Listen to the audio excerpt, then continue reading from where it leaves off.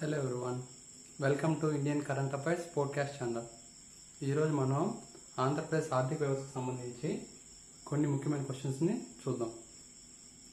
First question వచ్చి, రాష్ట్ర పునరుత్పాదక ఇంధన సామర్థ్యాన్ని పెంపొందించేందుకు కింది వాటిలో ఏ ప్రాజెక్టును ఇటీవల ఆంధ్రప్రదేశ్లో ప్రారంభించారు? First one Kurnool ultra mega solar park, second one Srisailam జల విద్యుత్ కేంద్రం, third one Polavaram irrigation project, fourth one Visakhapatnam steel plant. దీనికి ఆన్సర్ ఏంటంటే Kurnool ultra mega solar park. Explanation చూసామంటే, Kurnool ultra mega solar park ఆంధ్రప్రదేశ్లోని కర్నూలు జిల్లా పాణ్యం మండలంలో మొత్తం 24 చదరపు కిలోమీటర్లు విస్తీర్ణంలో విస్తరించి ఉన్న సోలార్ పార్క్. 1000 మెగావాట్ల దీని యొక్క సామర్థ్యం. దీనిని 2019లో అప్పటి ఆంధ్రప్రదేశ్ ముఖ్యమంత్రి నారా చంద్రబాబు నాయుడు ప్రారంభించారు. సో ఇది ఇంపార్టెంట్ క్వశ్చన్ అనమాట. నెక్స్ట్ క్వశ్చన్, పారిశ్రామిక వృద్ధి మరియు ఉపాధిని ప్రోత్సహించే లక్ష్యంతో ఆంధ్రప్రదేశ్ ప్రభుత్వం ఇటీవల కింది వాటిలో ఏ రంగానికి గణనీయమైన ప్రోత్సాహం లభించింది? ఫస్ట్ వన్కి ఇన్ఫర్మేషన్ టెక్నాలజీ, టెక్స్టైల్ పరిశ్రమ, టూరిజం మరియు హాస్పిటాలిటీ, నాలుగోది ఫార్మస్యూటికల్స్ మరియు బయోటెక్నాలజీ. సో ఈ క్రింది ఏ కార్యక్రమానికి ఆంధ్రప్రదేశ్ ప్రభుత్వం మనకి సహాయం చేసిందంటే ఎక్కువ ఫార్మస్యూటికల్స్ మరియు బయోటెక్నాలజీ దీనికి ఆన్సర్. సో ఫార్మస్యూటికల్స్ మరియు బయోటెక్నాలజీ రంగంను ప్రోత్సహించడానికి ఆంధ్రప్రదేశ్ ప్రభుత్వం అనేక విధాన కార్యక్రమాలను ప్రవేశపెట్టింది. ముఖ్యమైన అంశాలు ఏంటంటే కొన్ని లైఫ్ సైన్స్ పార్కులు స్థాపించింది, లైఫ్ సైన్సెస్ నాలెడ్జ్ సెంటర్లు, తర్వాత వచ్చి అగ్రి బయోటిక్ కమిటీలు, తర్వాత వచ్చి ఆంధ్రప్రదేశ్ బయోటెక్నాలజీ కమిటీలు, సో తర్వాత వచ్చి జేఎన్ ఫార్మసిటీ. సో వీటన్నిటిని కూడా ఆంధ్రప్రదేశ్ గవర్నమెంట్ రీసెంట్గా ప్రవేశపెట్టింది అనమాట. సో నెక్స్ట్ క్వశ్చన్, రాష్ట్రంలో పారిశ్రామిక అభివృద్ధిని ప్రోత్సహించి పెట్టుబడులను ఆకర్షించేలా ఆంధ్రప్రదేశ్ ప్రభుత్వం ఈ క్రింది వాటిలో ఏ కార్యక్రమాలు ఇటీవల ప్రవేశపెట్టింది? ఏ పారిశ్రామిక అభివృద్ధి విధానం 2023-28, make in India initiative, startup India పథకం, digital India programme.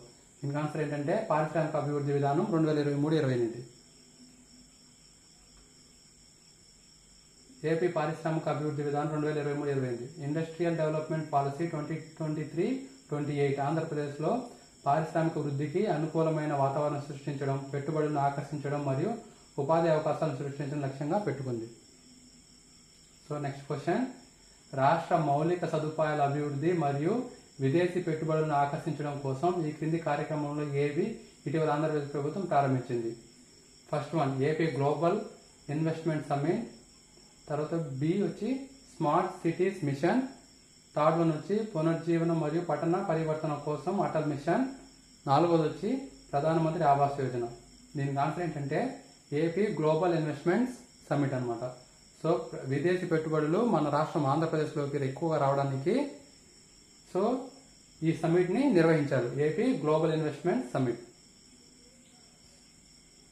AP global investors summit అనేది పెట్టుబడులను ప్రదర్శించడానికి ఆంధ్రప్రదేశ్ ప్రభుత్వం చేపట్టిన చొరవ.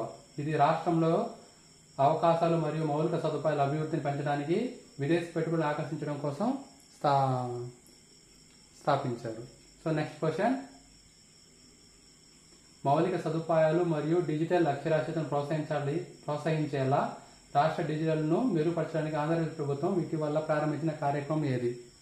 Option A AP fiber net, B digital India program, C Bharat net project, D national digital literacy mission. దీనికి ఆన్సర్ ఏంటంటే AP fiber net. So ఆంధ్రప్రదేశ్లో డిజిటల్ సేవలు బాగా అందేలా అందరికీ ఏపీ గవర్నమెంట్ ఏది ప్రవేశపెట్టిందంటే AP fiber నెట్ని.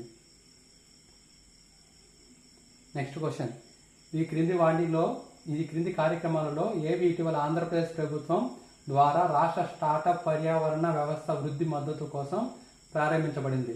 So startup ecosystem కోసం ఈ క్రింది వాటిలో ఏది ఆంధ్రప్రదేశ్ గవర్నమెంట్ స్టార్ట్ చేసిందంటే, ఫస్ట్ వన్ ఏపీ ఇన్నోవేషన్ సొసైటీని, second one startup India seed fund పథకం, option C Atal innovation mission, option D digital India programme. దీనికి ఆన్సర్ ఏంటంటే AP innovation society.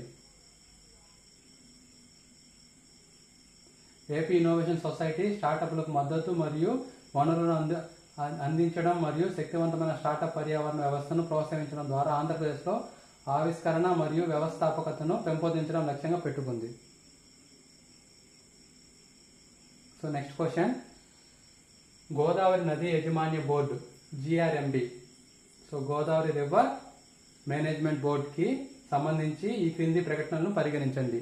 First statement, Andhra Pradesh పునర్విభజన చట్టం 2014లోని సెక్షన్ 85 ప్రకారం కేంద్ర ప్రభుత్వం GRMBని ఏర్పాటు చేసింది.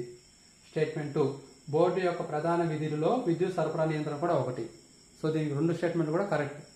సో ఈ బోర్డు వాటర్ని డివైడ్ చేస్తుంది స్టేట్స్ మధ్య, అదేవిధంగా విద్యుత్ని డివైడ్ చేస్తుంది, ఏదైనా ప్రాజెక్టులు కట్టాలన్న పర్మిషన్ ఇవ్వడం కానీ అన్నింటినీ కూడా ఈ బోర్డే చూసుకుంటుంది అనమాట.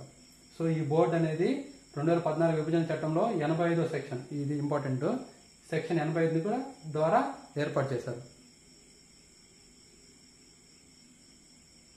So next question, final question, ఈ క్రింది కార్యక్రమాల్లో ఏవి ఇటీవల ఆంధ్రప్రదేశ్ ప్రభుత్వం ద్వారా రాష్ట్ర పర్యాటక రంగం అభివృద్ధి మద్దతు కోసం ప్రారంభించబడింది?